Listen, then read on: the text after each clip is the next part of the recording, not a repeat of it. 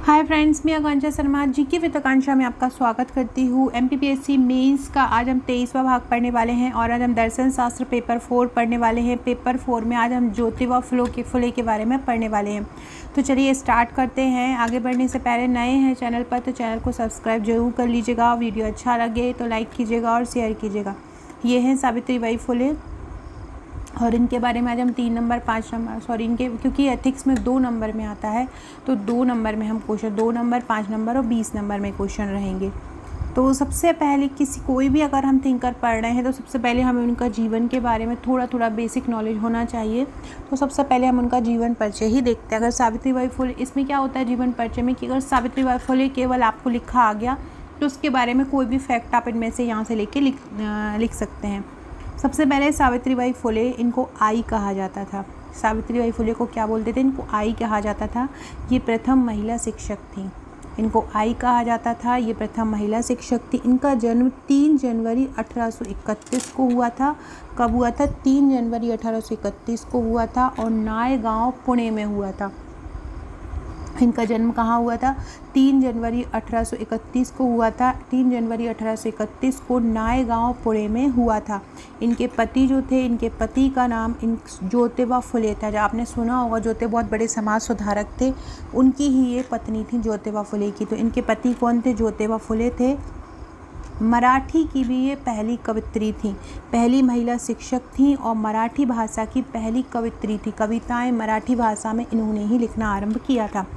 पुणे के normal school द्वारा सावित्रीबाई को अध्यापिका का प्रशिक्षण सबसे पहले दिया गया था। तीक्ष्ण बुद्धि, इनकी बुद्धि बहुत तीक्ष्ण थी। निर्भीक व्यक्तित्व था, तर्क व्यक्त करने वाली ये महिला थी। तीक्ष्ण बुद्धि थी, निर्भीक इनका व्यक्तित्व था और तर्क व्यक्त करने वाली ये महिला थी। इनका निधन 28 नवंबर 1890 को हो गया था। इनकी रचनाएं हैं काव्य फुले, बावन कसी, सुबोध रत्नाकर। काव्य फुले, बावन कसी, सुबोध रत्नाकर इनकी प्रमुख रचनाएं हैं। इस प्रकार हमने सावित्रीबाई फुले का ये जीवन परिचय लिखा।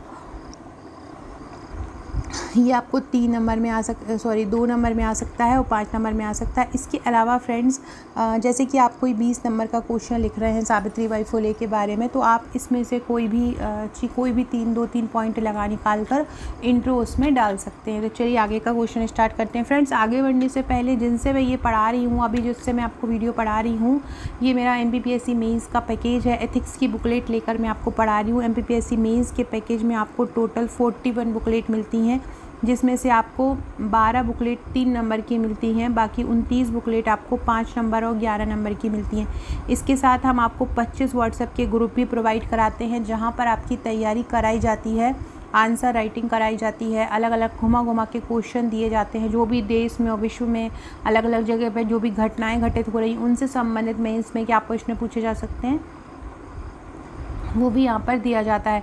तो अगर आप हमारा मेंस का पैकेज लेते तो ये पर्टिकुलर हर सब्जेक्ट के ग्रुप भी आपको दिए जाते हैं। ये पूरे पैकेज की हार्ड कॉपी की कीमत 11,999। आप भारत में कहीं भी रहते हो आपके पास ये पहुँच जाएंगे और आपको कहीं भी आपको मुझे पेमेंट करके स्क्रीनशॉट देना होगा और अपना एड्रेस सेंड करना होगा। आपके पास 7 से 8 वर्किंग डेज़ में ये नोट्स पहुँच जाएंगे।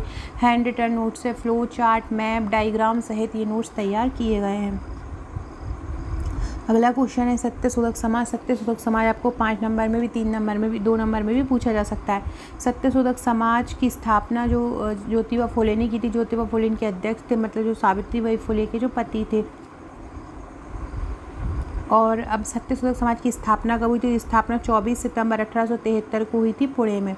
ज्योतिबा फुले सावित्री फुले के पति थे, जो इसके अध्यक्ष हैं, और 24 सितंबर 1873 को पुणे में इसकी स्थापना हुई थी। उद्देश्य था निचली जाति और महिलाओं का कल्याण। सत्यशोधक समाज का उद्देश्य क्या था? सत्यशोधक समाज का उद्देश्य था निचली जातियाँ जो रहती हैं उनका कल्याण, महिलाओं का कल्याण इनका उद्देश्य था। महिलाओं के लिए पृथक स्कूलों की स्थापना, महिलाओं के लिए अलग अलग स्कूलों की स्थापना करना भी इसका उद्देश्य था। कार्य था सत्यशोधक समाज का अस्पृश्य वर्ग के लिए स्कूल खुलवाए जाएं। छुआछूत को अंत करना मेन उद्देश्य था और अस्पृश्य जो वर्ग हैं, जो उनके साथ छुआछूत का व्यवहार किया जाता है, उनके लिए स्कूल खुलवाना सत्यशोधक समाज का प्रमुख कार्य था। महिलाओं के लिए भी पृथक स्कूल इसमें खुलवाए गए थे। तो सत्यशोधक समाज का हम क्या लिखेंगे? सबसे पहले ज्योतिबा फुले ने स्थापना की। ज्योतिबा फुले कौन थे? सावित्रीबाई फुले के पति थे। 24 सितंबर 1893 को स्थापना हुई। उद्देश्य था निचली जाति व महिला का कल्याण, महिलाओं के लिए पृथक स्कूलों की स्थापना करना कार्य था स्पर्श वर्ग के लिए स्कूल खुलवाएं और महिलाओं के लिए पृथक स्कूल खुलवाएं। इसके बाद इस जो सत्यशोधक समाज है उसने ब्राह्मणवाद का भी विरोध किया, विधवा पुनर्विवाह का समर्थन किया, सती प्रथा और बाल विवाह का विरोध किया, अस्पृश्यता का विरोध किया। ये सत्यशोधक समाज के प्रमुख कार्यों में आ जाएगा। क्या ब्राह्मणवाद, जो ब्राह्मणवाद चल रहा है था उस समय ब्राह्मण को ही सर्वोच्च सत्ता मानने लगे थे लोग। ब्राह्मण स्वयं भी खुद को भगवान मानने लगे थे। मैं भी ब्राह्मण ही हूँ, लेकिन उस समय ब्राह्मण जो पंथ था वो खुद को सर्वोच्च मानने लगे थे, तो इन्होंने उनको विरोध किया था। विधवा पुनर्विवाह का समर्थन किया। तो मतलब समाज में जितनी भी कुप्रथाएं चल रही थी, एक आदमी जो खुद को श्रेष्ठ बता रहा था और जितने भी महिलाओं के साथ गलत हो रहा था, तो उसका इन्होंने विरोध किया था। सती प्रथा और बाल विवाह का भी विरोध किया, अस्पृश्यता का विरोध किया था। ये सत्यशोधक समाज के कार्य थे। अब आपसे पूछें सावित्रीबाई फुले के विचार बताइए, ये आपसे 20 नंबर में भी पूछ सकते हैं, 5 नंबर में भी पूछ सकते हैं। सावित्रीबाई फुले के विचार। फ्रेंड्स, अगर आप एमपी पटवारी की वैकेंसी आने वाली है ना, दिसंबर जनवरी में आपको एक भर्ती दिख सकती है। पत्र स्वीकृत हैं, ये चुनावी साल है 2023। पटवारी के लिए मैंने बहुत अच्छे नोट्स तैयार किए हैं, उसकी जानकारी मैं आपको दे देती हूँ।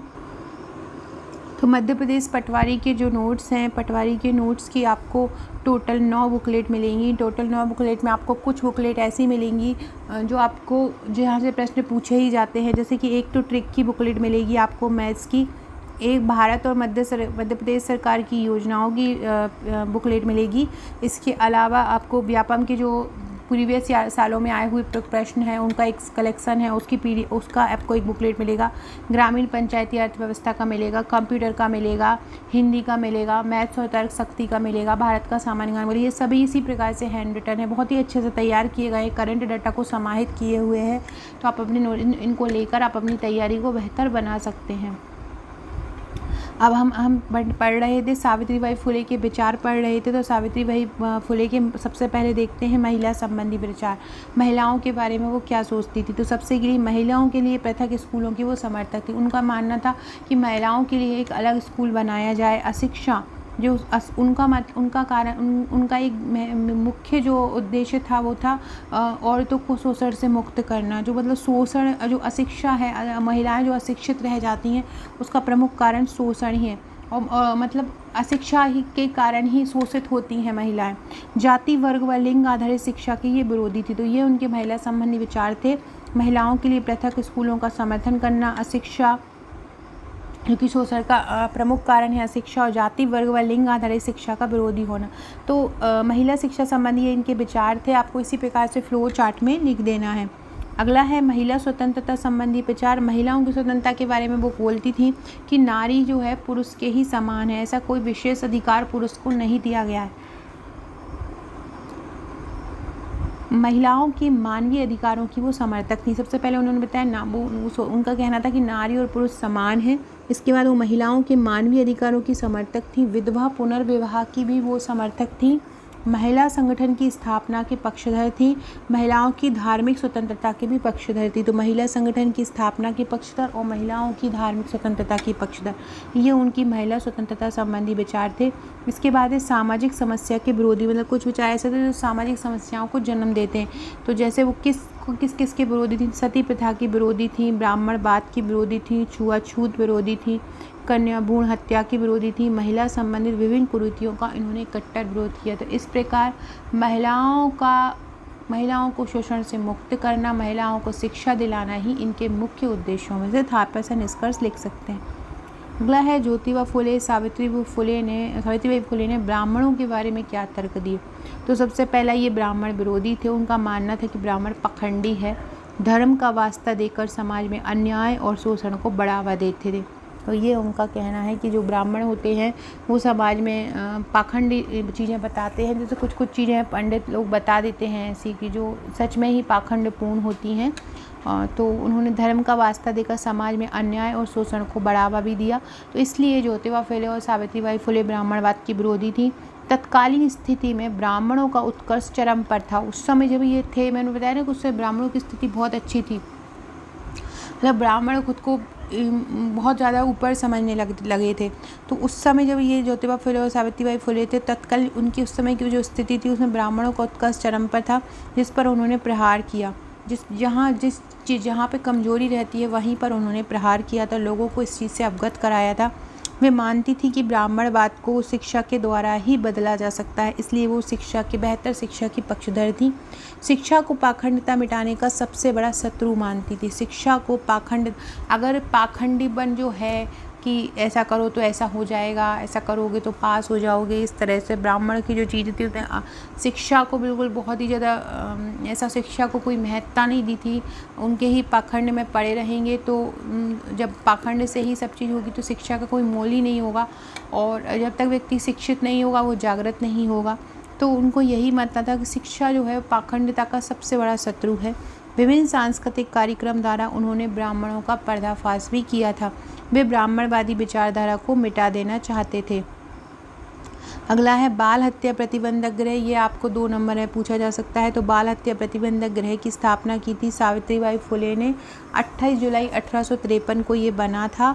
विधवा पुनर्विवाह सभा का इन्होंने आयोजन किया और बाल हत्या को रोकने इसको बनाया गया था। बाल हत्या प्रतिबंधक गृह किस लिए बनाया गया था? बाल हत्या को रोकने। यहाँ पर विधवा पुनर्विवाह सभा का आयोजन भी किया गया। 28 जुलाई 1853 को ये बना था और सावित्रीबाई फुले ने स्थापना की। फ्रेंड, डिस्क्रिप्शन बॉक्स में आपको हमारे WhatsApp, Telegram, Facebook, Twitter, Insta की लिंक मिल जाएगी, वहाँ से उसको ज्वाइन कर लीजिएगा। इसके बाद अगर आपसे सावित्रीबाई फुले पे 2 नंबर में पूछें तो आप इस तरह से उनका इंटरव्यू, कोई भी आप सावित्रीबाई फुले के नंबर में, सावित्रीबाई फुले के बारे में किसी भी नंबर में लिखकर इस प्रकार का स्टार्टिंग में आप बना ही दीजिएगा फ्लोचार्ट। इसमें एक फ्लोचार्ट में उनके बारे में बहुत सारी चीज़ें क्लियर हो जाती है। कवित्री थी, महिला शिक्षक थी, महान विचारक थी, दार्शनिक थी, संपादक थी, समाज सेविका थी। तो ये इस प्रकार का कोई भी आंसर लिख रहे हो सबसे पहले स्टार्टिंग में सावित्रीबाई फुले के जो आंसर में इसको बना दीजिएगा। अगला है विधवा आश्रम। तो विधवा आश्रम की स्थापना सावित्रीबाई फुले ने की थी। कब की थी? 1854 में। और क्यों की थी? विधवा विवाह को समर्थन देने के लिए की थी। देश का पहला महिला संगठन कौन है? तो ये विधवा स्त्रियों के लिए बनाया गया। इसमें हर 15 दिन में सावित्री बाई जो थी वंचित महिलाओं से चर्चा करती थी, उनकी परेशानियों को दूर करने का उपाय बताती थी। ये कहाँ पे बना था? देश का पहला महिला संगठन जो विधवा स्त्रियों के लिए बना था, ये पुणे में बना था। तो इस प्रकार से हम ये इसका आंसर लिख सकते हैं कि देश में प्रथम महिला संगठन, या ऐसा भी वो आ सकता है कि सावित्रीबाई फुले द्वारा बनाया गया पहला महिला संगठन कौन सा है जो विधवा महिलाओं के लिए बनाया गया। तो इसमें क्या होता था? ये सावित्रीबाई फुले द्वारा बनाया था। तो हर 15 दिन में सावित्रीबाई फुले यहाँ पे जाती थी और जो ऐसी वंचित महिलाएं रहती थी जिनका शोषण हुआ है उनसे चर्चा करती थी, उनको जागृत करती थी, उनको उस दशा से बाहर निकालने के लिए उपाय बताती थी। सो फ्रेंड्स, ये था हमारा आज का क्वेश्चन। कल हम पढ़ेंगे कि सावित्रीबाई फुले ने महिलाओं के लिए क्या क्या प्रयास किए थे। इस प्रकार फ्लो चार्ट डायग्राम में हम इसका आंसर याद करेंगे। तो चैनल को देखते रहिएगा। नेक्स्ट वीडियो जल्दी ही आपके लिए लेके आती हूँ। अगर आप पटवारी के नोट्स लेना चाहते हैं, एमपीएससी प्रीलिम्स के नोट्स लेना चाहते हैं तो आप मुझे व्हाट्सअप कर सकते हैं। Okay friends, thank you.